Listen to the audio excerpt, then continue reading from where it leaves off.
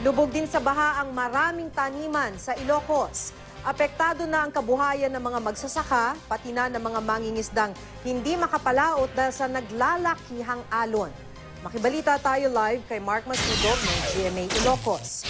Mark? Makiilan sa mga lugar na nakararanas ng malakas na hangin at ulang dala ng habagat ang mga lungsod at bayan sa Ilocos Region. Pasakit para sa mga magsasaka sa Bantay Ilocos Sur ang walang tigil na pag-ulan lalo na nitong weekend. Ilang araw na kasing lubog sa baha ang kanilang mga palayan. Posibleng mabulok na raw ang kanilang mga tanim sakaling magpatuloy pa ang ulan. Nag-aalala na rin ang mga mangingisda sa Kawayan Ilocos Sur sa malalaking hampas ng alon sa dagat. Bukod sa hindi sila makapalaot, napupuyat pa sila sa pagbabantay sa pangambang baka abutin ng tubig ang kanilang mga bahay at bangka na nasa pampang. Imbes naman na isda, motorsiklo ang nalambat sa Lawag City, Ilocos Norte. Ayon sa mga residente, ito ang nawalang motorsiklo sa kasagsagan ng masamang panahon nitong mga nagdaang araw. Lasing daw ang may-ari ng motor, kaya hindi niya napansing natangay na sa laot ang ipinarada niyang motor sa tabing dagat. Wala pang pahayag ang may-ari ng motor kung bakit siya nasa laot kahit umuulan. Dahil dito, naghigpit na ang lokal na pamahalaan sa pagbabantay sa dagat para maiwasan ang ganitong insidente.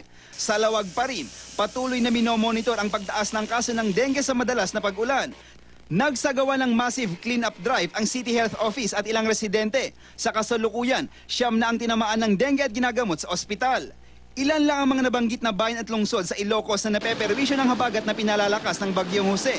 Ayon sa Pag-asa, hindi naman direktang tutumbukin ng bagyo ang Ilocos Region, pero nagpapaalala pa rin sila na huwag magpakampante at laging maging handa. Nagbabala rin ang Regional Disaster Risk Reduction and Management Council o RDRIMC sa mga nakatira sa mabababang lugar at landslide-prone area na manatiling alerto sa biglang pagguho ng lupa.